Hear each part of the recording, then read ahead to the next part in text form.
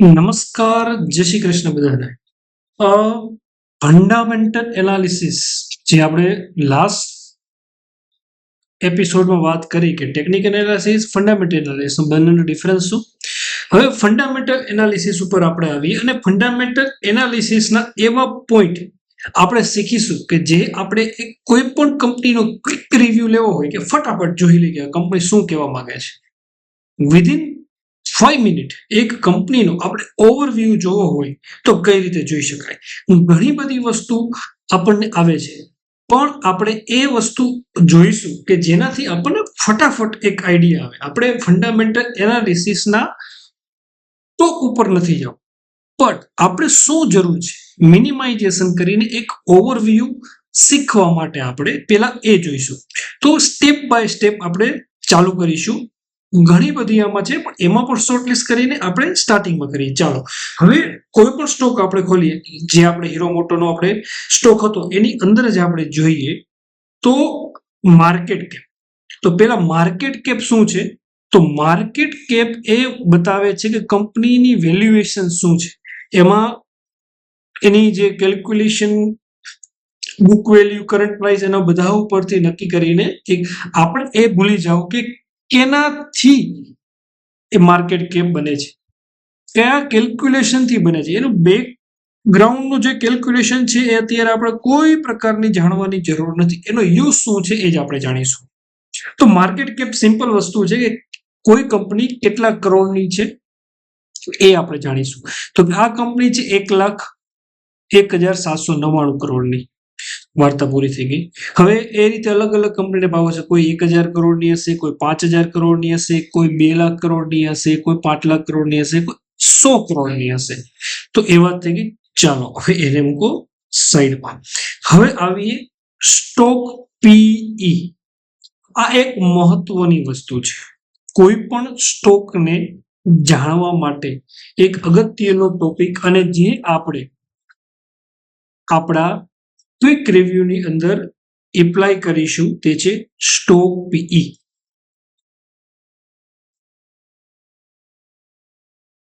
તો PE, price પર earning ratio. આ પ્રાઇસ પર અર્નિંગ રેશિયો.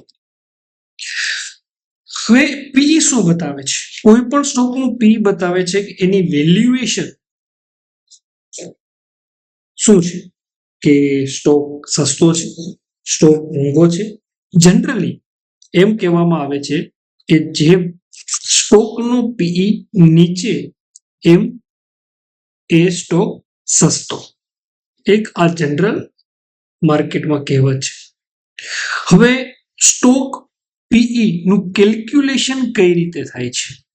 તો પેલા તો હું કહું, એની અંદર ઉતરવાની જરૂર નથી, છતાં પણ આપણે જાણીએ તો શેરનો પ્રાઇસ, કરંટ પ્રાઇસ,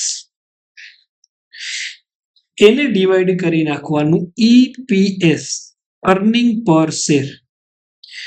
એક કંપનીનો શેર, હવે એ આપણે જોઈએ એ નીચે ઈપીએસ. આપણે જાણીએ કે ઈપીએસ કઈ રીતે કેલ્ક્યુલેશન થાય છે, જે આપણને અહીંયા સીધું કેલ્ક્યુલેશન કરીને તમને અહીંયા મળી જાય છે profit and loss statement, year on યરમાં પણ અને ક્વાર્ટરલી રિઝલ્ટ બંનેની અંદર તમને જોવા મળશે. બંનેની અંદર નીચે તમે જોશો ઈપીએસ કેલ્ક્યુલેશન કરીને કમ્પ્લીટ અહીંયા તમે જાણી શકો છો કે ભાઈ કોઈ પણ કંપનીનો ઈપીએસ શું છે. અર્નિંગ પર શેર. એક કંપની નું જે કમાણી છે તે પોતાના એક શેર સામે કેટલી છે. એક શેર મીન્સ કે ફોર એક્ઝામ્પલ આનું 5,000 રૂપિયા ભાવ હોય તો એ થઈ ગઈ એની કિંમત, પણ નંબર ઓફ સ્ટોક હશે. જ્યાં ફોર એક્ઝામ્પલ આપણે કોઈ પણ કંપનીના સ્ટોક લેવા મૂકીએ છીએ ત્યારે લખીએ છીએ ભાઈ 10 સ્ટોક અમને આપો, 100 સ્ટોક આપો, કોઈ 1,000 સ્ટોક લઈએ, કોઈ 1 લાખ સ્ટોક લઈએ. તો પહેલાથી પ્રિફર થયેલા સ્ટોક હોય છે કે ભાઈ એક કંપની પાસે 1 કરોડ સ્ટોક છે, 1 લાખ સ્ટોક છે. એ રીતે એની વેલ્યુએશન નક્કી થાય કે 1,000 ગુણ્યા અત્યારનો ભાવ ચાલે છે 50,000, તો ભાઈ 5 લાખ ની આ કંપની છે, જેમ આપણે આ જોયું કે આ હોન્ડા 1 લાખ કરોડની કંપની છે, તો એનું કેલ્ક્યુલેશન એ રીતે થયું હોય છે. તો ફરીથી હું કહીશ કે એ બધે કેલ્ક્યુલેશનમાં મગજ નથી વાપરવાનું, પણ ઈપીએસ શું બતાવે છે, કેમ કે આપણે એનો યુઝ પીઈ માં કરશું, બંને રિલેટિવ જ છે અને બંને એક ફંડામેન્ટલ જાણવા માટે ખૂબ જ અગત્યના પોઈન્ટ છે, પણ આપણે એના કેલ્ક્યુલેશનની અંદર જ જઈને એ ભૂલી જવાનું કે ભાઈ શું કહેવા માંગે છે. પણ આપણે એટલું જોઈશું કે ઈપીએસ આ વર્ષે 218 કરોડની છે. એના આગલા વર્ષ 187 ની હતી, 140 ની હતી, 115 ની હતી અને પેલા 146 હતી. તો 146 પછી ઘટી ગઈ એટલા માટે કે 2022 ના વર્ષે અહીંયા કંઈક કંપનીએ એનો ગ્રોથ ઘટ્યો છે કે એનું ઓપરેટિંગ માર્જિન ઘટ્યું છે, વોટએવર કોઈ પણ રીઝનના લીધે અહીંયા એનું અર્નિંગ પર શેર ઘટ્યું છે. ઓટોમેટિક આઈડિયા તમને આવી જાય છે ઓપરેટિંગ માર્જિન એ ઘટી ગયું છે. તો આપણે અહીંયાથી આપણે કોઈ પણ સ્ટોક જ્યારે પણ આપણા રડારમાં આવે કે આ સ્ટોક સારો છે કે નહીં, તો આપણે લાસ્ટના 2-3 વર્ષ જોવાના કે ભાઈ છે લાસ્ટના 2-3 વર્ષ છે, 5 વર્ષ તો બેસ્ટ છે કે શું 5 વર્ષ સુધી એનો ઈપીએસ વધ્યો છે? તો હા, 115 કરોડ, 140 કરોડ, 187 કરોડ, 218, 251 એ રીતે એ ધીરે ધીરે કરોડ નહીં, રૂપિયા 218 પર શેરના છે, એટલા માટે 115 રૂપિયા, 140, 187 મીન્સ કે એ વધ્યા છે. તો ઈપીએસ આપણા માટે એક મહત્વનું ટૂલ થયું. કોઈ પણ વખતે આપણે જ્યારે સ્ટોકની જાણકારી લેવા જઈએ ત્યારે ઈપીએસ આ જે ટૂલ છે એમાંથી આપણે જોવા આવવાનું પ્રોફિટ એન્ડ લોસ સ્ટેટમેન્ટમાં ભાઈ કે ઈપીએસ શું છે. તો પેલી આપણે કેટેગરી નક્કી કે જોયું સમજ્યા. જો આની અંદર ઉતરવા જશું આપણે તો ઘણું હશે કે ઈપીએસ ની કેલ્ક્યુલેશન કેવી રીતે ભાઈ નેટ ઇન્કમ હોય એમાંથી પ્રિફર્ડ ડિવિડન્ડ માઇનસ કરવાના, એના આઉટસ્ટેન્ડિંગ સ્ટોક કેટલા છે એનું કેલ્ક્યુલેશન કરવો એટલે તમને નંબર આવે 2, 5, 10, 15, 20 પણ આપણે સ્ટોકે કરીને આપ્યો છે. જેમ આપણે પી રેશિયોની અંદર આ ઈપીએસ નો યુઝ થાય છે કે ભાઈ શેરનો પ્રાઇસ, હવે ફરીથી આપણે ત્યાં જઈએ કે પીઈ કઈ રીતના કેલ્ક્યુલેશન કરે, તો પીઈ નું જે કેલ્ક્યુલેશન છે શેરનો પ્રાઇસ એટલે 5091 એને ડિવાઈડ બાય ઈપીએસ, બરોબર. એ જે ઈપીએસ હોય છે એ એનાથી ડિવાઈડ કરી આપે છે એટલે સ્ટોકનો પીઈ મળી જાય છે. તો આપણે અહીંયા નીચે જોયું તો એક જ મિનિટ આપણે ફરીથી જોઈએ. ઈપીએસ હતો લાસ્ટ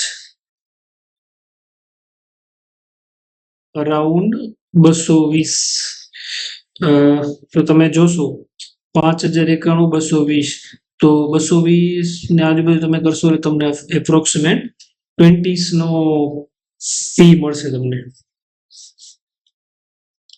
તો હવે આપણે કેલ્ક્યુલેશન સમજ્યા કે પી પ્રાઇસ ટુ અર્નિંગ. તો પી બતાવે છે શું, જે રીતે આપણે ઈપીએસ સમજ્યા કે ભાઈ અર્નિંગ પર શેર બતાવે છે કે એક સ્ટોક કંપનીનો કેટલું કમાઈને આપે છે, તો એનાથી આપણે ખબર પડી કે હા કમાઈને આપે છે, દર વર્ષે એનો ઈપીએસ વધે છે એટલા માટે કંપની સારું પરફોર્મન્સ કરે છે. સારું પરફોર્મન્સ કરે છે એટલે કંપની ભવિષ્યમાં પણ સારું પરફોર્મન્સ આપી શકે છે. Company every year every quarter સારું પરફોર્મન્સ કરતી જાય છે. તો એ આપણે જોયું. પીઈ બતાવે છે એની વેલ્યુએશન કેવી છે. હવે વેલ્યુએશન સબ્જેક્ટ એવો છે કે જે ખરેખર કોઈ ડિફાઇન નથી કરી શકતું. ખરેખર કોઈ ડિફાઇન કરી નથી શકતું એ કહેવાનું મારું કારણ એ છે કે તમે હજારો કંપની જોશો ને તો તમને બધાના પીએ લગાવશે. કોઈનો 5નો પણ પીઈ હશે અને કોઈનો 1000નો પણ પીઈ હશે. તો તમે કહેશો કે યાર વેલ્યુએશન તો એમ થોડી ચાલે. તો વેલ્યુએશન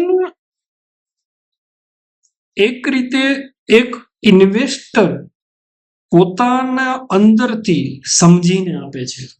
જ્યારે કોઈ નવી કંપની કે નવી પ્રોડક્ટ માર્કેટમાં આવે છે અને એનું હાઇપ વધારે હોય છે કે ના આ કંપનીનો ફ્યુચર ગ્રોથ 1 ધમ જમાવટનું છે, આનું મેનેજમેન્ટ એક ધમ જમાવટનું છે.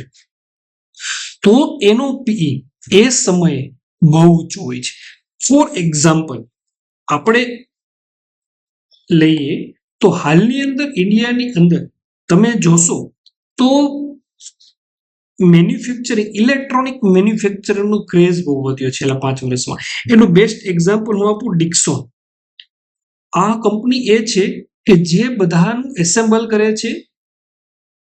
ઇલેક્ટ્રોનિક મેન્યુફેક્ચરિંગ સર્વિસ છે જે મોદી સાહેબ આવ્યા પછી એનો એક ક્રેઝ વધ્યો, મોબાઈલ બનાવવાનો ક્રેઝ વધ્યો, એસી, ટીવી, ફ્રીજ આ બધું ઇન્ડિયામાં બનવા લાગ્યું.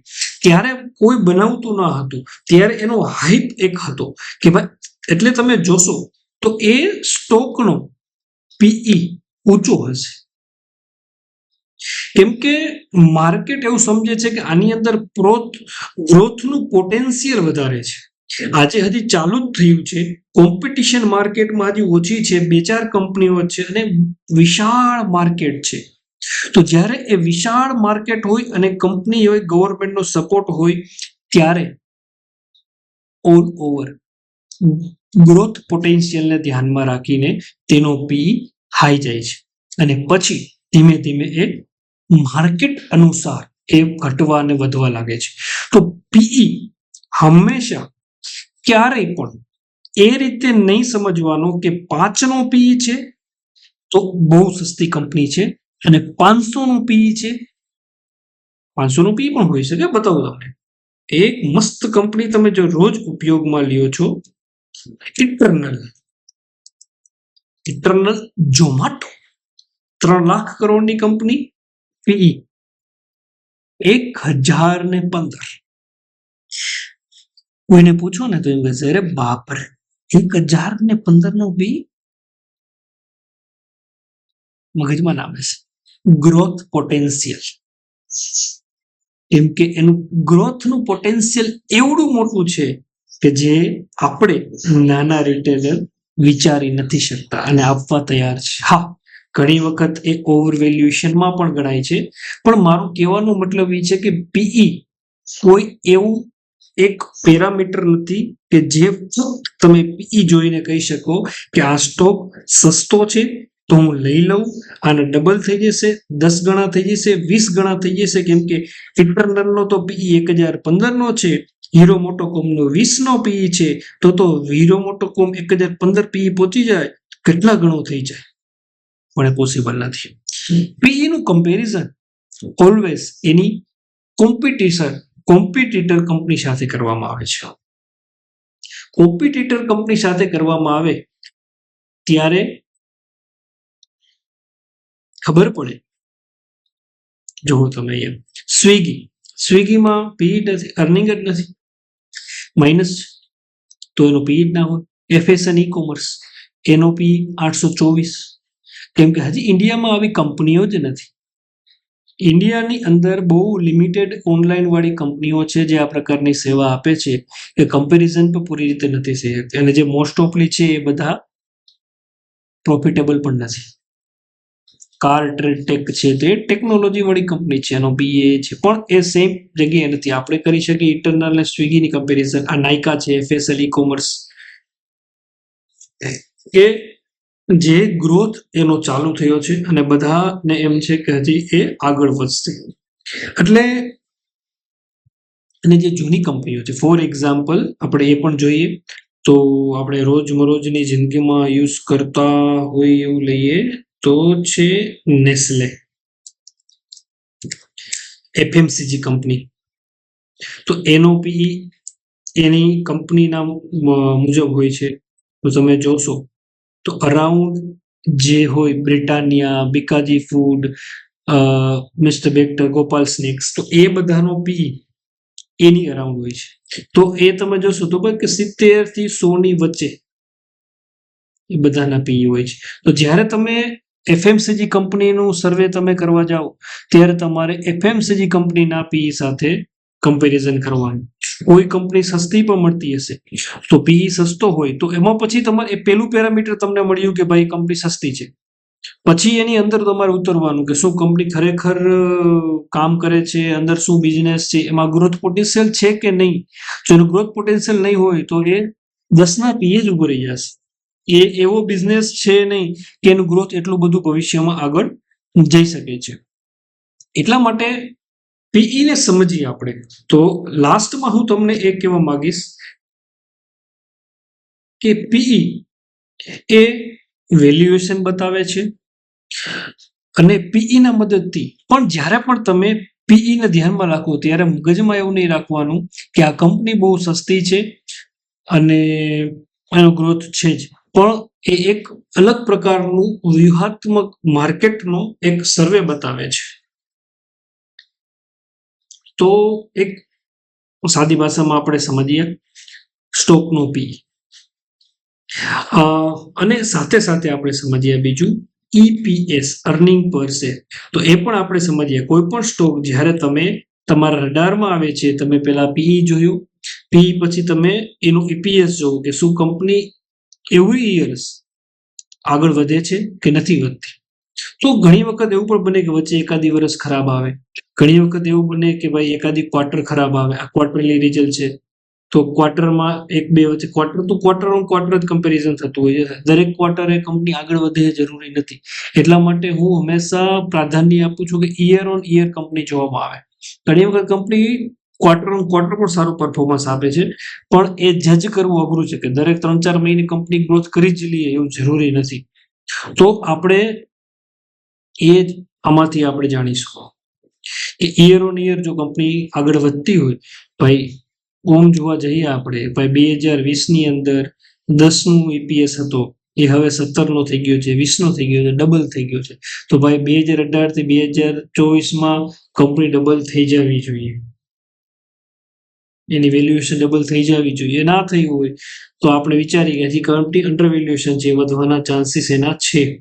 અને જો એક જગ્યાએ સ્થિર થઈ ગયો હોય EPS એનો કે ભાઈ 10, 10, 10, 8, 10, 10, 10, તો 3-4 વર્ષથી એનો EPS ત્યાં ને ત્યાં છે. એના મતલબ એ થાય છે કે કંપનીનો ગ્રોથ ઉભો રહી ગયો છે, તે કંપની ત્યાં ને ત્યાં છે. હવે નવી કાંઈ પ્રોડક્ટ કે નવી કોઈ વસ્તુ કંપની ના લઈ આવે એના કોમ્પિટિટર સાથે, ત્યાં સુધી એ કંપનીના પ્રાઇસ વધવા અઘરા છે. એક રેન્જ બાઉન્ડ માર્કેટમાં એ ચાલી જશે.